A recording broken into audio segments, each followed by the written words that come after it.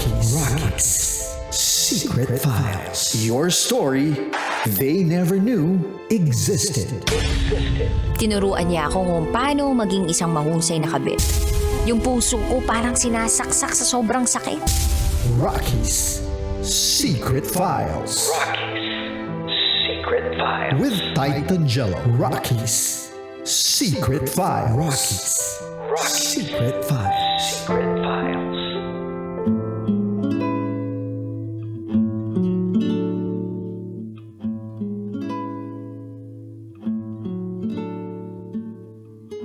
Good evening Luzon, Visayas, Mindanao, Metro at Mega Manila. Kayo pa rin po ay nakatutok sa 90.7 Love Radio. Sa oras natin ngayon na 10:26 PM. Kasama nyo pa rin po ang titindig sa mga pinaglalaban ninyo. DJ Titan Jello. Mga kabisyo, napakinggan po natin ang storya ng ating letter sender ngayong gabi na to. Storya ni Mike na sa hindi inaasahang pagkakataon,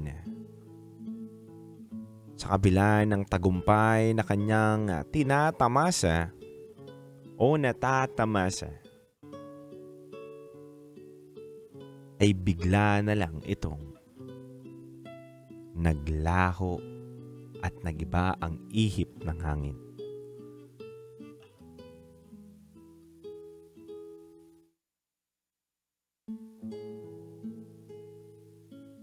Sa isang kisap mata mga kabisyo na bago po ang marangyang buhay ni Mike dahil po sa masamang bisyong pinasok niya. Bisyo na pinakilala po sa kanya ng kanyang kaibigan at pinagkakatiwalaan na empleyado ng kanyang kumpanya. Nung natikman ni Mike ang pinagbabawal na gamot, nahook na po siya kabisyo. Hindi na nakawala. At sa pagbagsak ng kanyang negosyo, ito naman ang pagpasok ni Kenneth upang saluhin ang lahat ng pinaghirapan ni Mike. Tunay nga ba na tama ang haka-haka o nararamdaman ni Mike na pinlano to ni Kenneth upang siyang makasalo ng negosyo na pinaghirapan ni Mike?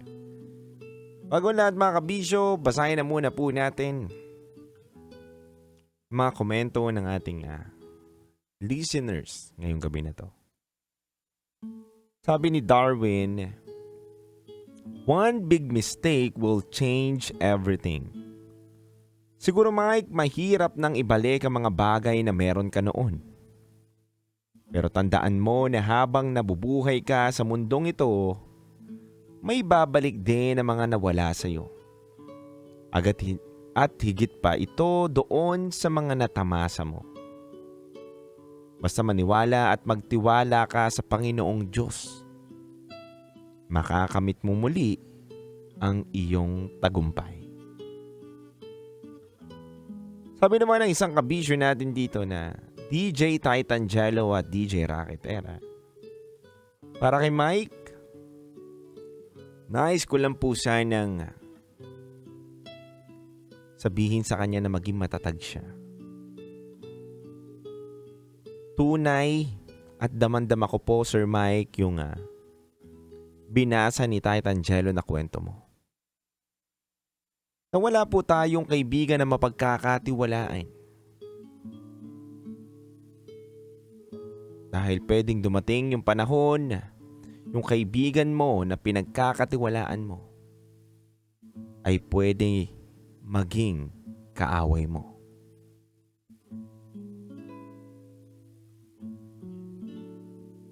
Sabi pa na isang kabisyo natin dito, nakakalungkot lang, Mike, na marinig ko yung kwento mo. Habang nasa biyahe kami, nakatutok ako sa pagbabasa ni Titan Jello. At tama din na parehas tayo ng haka-haka, Mike. Yung napakinggan ko yung part 1 and part 2 ng kwento mo, dun ko napagtanto na itong si Kenneth ay may vested interest para sa iyong negosyong pinaghirapan. Kaya niya ginawa sa iyo na i-push o ipatikim sa iyo ang pinagbabawal na gamot upang mawala ka sa posisyon na nakamit mo. At ito kasi si Kenneth, siya yung isa mong pinagkakatiwalaan na tao na alam niya kung paano mamanghala doon sa negosyo na tinayo mo. Kaya naisipan niya na kapag nawala ka, maaaring siya na ang kumuha ng lahat ng pinaghirapan mo. Mga kabisyo, marami pa pong komento na nandito pero kulang na po tayo sa oras para magbasa pa ng mga komento.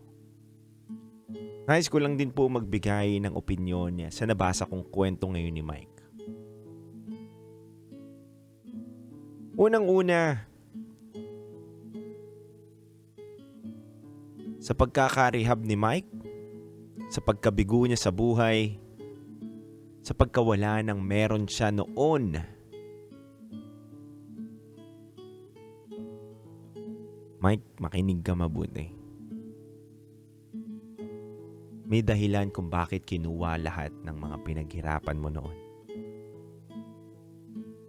Hindi para sabihin mo sa sarili mo na failure ka na. Naniniwala ako na ang mga rejection sa buhay natin ay hindi dapat natin ituring as a rejection. It's a redirection, mga kabisyo. Na may mga pagkakamali tayo o pagkabigo sa buhay, hindi para lumagapak o hindi na tayo makabangon muli. May kasabihan nga tayo, mga kabisyo, na sa 10 pagkakadapa mo, 11 beses kang tumayo. Kung may mga tao ka man na pagkatiwalaan at sila ay naging instrumento sa pagbagsak mo, move on. Hindi mo na pwedeng ibalik pa ang mga nawala sa'yo. Wala ka nang dapat iba pang sisihin kundi yung sarili mo. At kapag tapos mong sisihin na at malaman mo na ikaw talaga ang may pagkakamali at choice mo mismo yun na ginusto mo tumikim na pinagbabawal na gamot, huwag ka na magstay doon sa pinaka-problema mo. Mag-move on ka na at gumawa ka na ng solusyon sa lahat na naging damage sa buhay mo. Ang pagbabago, anytime pwede po natin gawin yan. Wala pong oras, panahon na nakatakda para magbago ang isang tao. Kahit gaano po kasama ang isang tao, kung gusto niya na magbago para sa sarili niya, may karapatan. Kaya Mike, naway sa iyong pagbabago, naway sa iyong pagbangon sa 11 beses, magtagumpay ka. At piliin at salain ang mga taong mapagkakatiwalaan mo.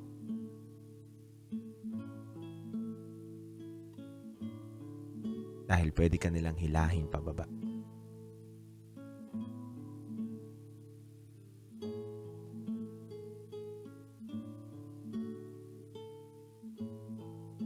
Mga kabisyo, sa lahat po ng mga nakatutok ngayong araw na to, maaari po kayo magpadala sa aming Gmail account ng inyong mga kwento. Type nyo lamang po ang rockitera@gmail.com para po may isang araw kwento nyo na po ang aming binabasa at pinapakinggan dito sa aming programang Rocky Secret Files with Titan Jello. Mga kabisyo, maaari na rin po kayong tumutok sa inyong kanya-kanya nyong radyo dahil susunod na po ang ating programang Top Secret. Maaari na po kayong tumawag sa aming Viber line na 529-5595. Kaya mga kabisyo, para po sa mga kaibigan ninyong talangka at gusto kayong hilahin pababa, handa ko pong awitin para kay Mike by Brown Man Revival, Hitik sa Bunga. Metro's #1